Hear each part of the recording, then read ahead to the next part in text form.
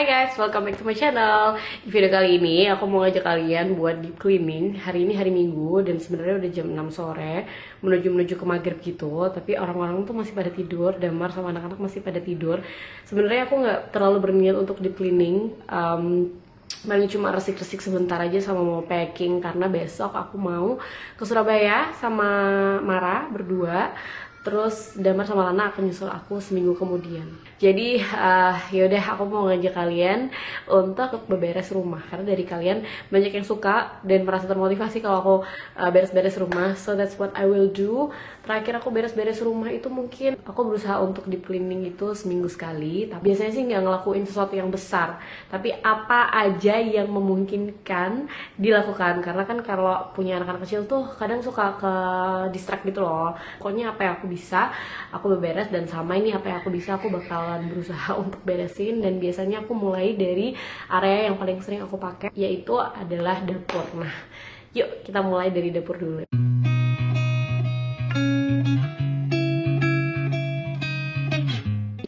Sambil liatin aku beres-beres sambil ngobrol yuk. Pertama, aku mau ngajak kalian untuk bersyukur atas hari ini dulu. Atas nafas yang ada di paru-paru kita, kesempatan untuk bernafas dengan lega dan mudah. Bersyukur untuk kehidupan, dan bersyukur atas kesempatan untuk berbicara. Salah satu refleksiku dari hidup lebih berkesadaran adalah aku menjadi orang yang lebih gak reaktif. Dalam kata lain, aku bisa menggigit lidah untuk tidak berbicara hal-hal yang tidak perlu. Kebiasaan kita untuk bicara, utamanya sebagai perempuan ya, sering banget kita salah gunakan lewat ngomel, pengen banget ngomong gitu, dan sering pengen ngerasa benar. Aku pun merasakan hal itu, dan aku juga pernah ada di dalam hubungan di mana aku sangat dominan dan sering menyakiti karena perkataan-perkataanku. Pernah banget juga ada di fase pengen aja ngejawab orang tua gitu ya saat dikasih tahu, dan pengen berargumen karena ngerasa orang tuh perlu paham bahwa aku itu benar gitu. Terus ya zaman sekarang dengan sosial media, orang-orang seperti bebas mengatakan pendapatnya gitu, jempolnya dipakai gitu. Itu juga adalah another form of speaking, tapi dengan tulisan. Dan itu juga sangat mudah untuk kita menyalahgunakan dengan dalih ya gak ada yang lihat gitu, gak kelihatan muka. Jadi kita bisa ngomong seenaknya, semaunya kita. Di dalam Islam, diam itu dianggap sebagai tahapan pertama. Saat seseorang diam, seseorang itu akan terhindar dari kata-kata yang bisa jadi menyakitkan, bisa jadi tidak benar. Makanya dalam keseharian perlu banget untuk istilahnya tuh gigit lidah gitu ya. Karena kan kalau lidahnya digigit itu kita jadi gak bisa ngomong kan, jadi gak jadi mau ngomong. Hindari ledakan kata-kata karena emosi, bergosip, karena ya gak ada faedahnya. Dan kalau di aku ngerasa emosinya tuh bukannya berkurang tapi malah bertambah, apalagi kalau lawan bicaranya. Mu'adz bin Jabal mengatakan bahwa Nabi Muhammad SAW bersabda bahwa kita akan aman selama kita diam, karena saat kita bicara maka akan terekam untukmu atau melawanmu.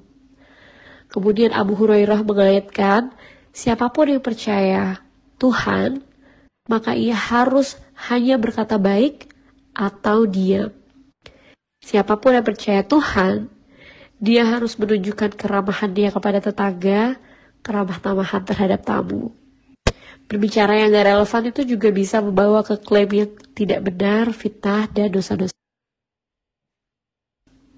Buatku ini adalah proses yang panjang, perlu kebijaksanaan dan kemampuan untuk mengontrol diri, dan itu gak mudah.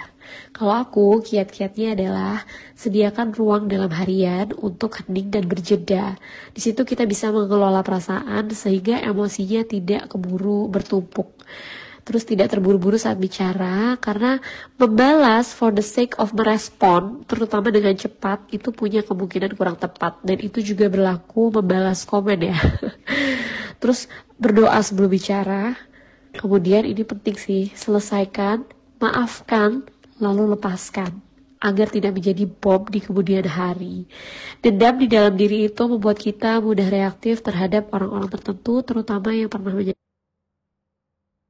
Nafsu untuk ngomong dan mengomentari itu akan terus ada dalam keseharian, contohnya ya ke pasangan dan juga ke anak-anak. Kalau ngomong sama pasangan, try to always avoid always. Jangan pakai kata-kata selalu. Terus never say never. Jangan katakan kamu tuh nggak pernah gini gitu kan biasanya. Dan argumen sehat yang dilakukan setelah diem dan sama-sama dingin. Mending diem dulu, take time gitu ya, baru ngobrol. Dengan tujuan, ini penting juga, bukan untuk menyerang, bukan tentang aku, bukan tentang kamu, tapi bagaimana kita bisa menyelesaikan permasalahan ini bersama sebagai tim. Begitu juga dengan anak-anak. Aku mundur sejenak kalau udah pengen marah, tarik nafas panjang, dan literally gigit lidah. Kalau kelepasan gimana? Minta maaf dan akui ke anak bahwa yang dilakukan tadi itu nggak benar, dan bilang bahwa kedepannya akan berusaha lebih baik lagi. Speak in love and put the anger away. Pilih kata-kata yang baik, karena kata-kata itu nggak bisa ditarik lagi. Ya Allah, bantu kami untuk selalu bijaksana dalam berkata, hanya berbicara kebenaran, berbicara yang bermanfaat, dan berbicara yang dibutuhkan. Semoga kita bisa mindful dengan perkataan yang keluar dari mulut, karena semuanya akan kita pertanggungjawabkan. We cannot control others, but we can control us. And that's the power. Dan what matters. Dan insya Allah itu yang dihitung sama Allah. Semangat ya, menjadi manusia yang lebih baik lagi, terus bertumbuh. Lumayan, nggak jadi deep cleaning, tapi bersih-bersih beberapa tempat yang udah lama aku pengen bersihin aja, sama beberapa yang kelihatan biar nggak ada debu-debunya. Yang penting besok aku tinggalin Damar itu dalam keadaan rumah yang cukup bersih.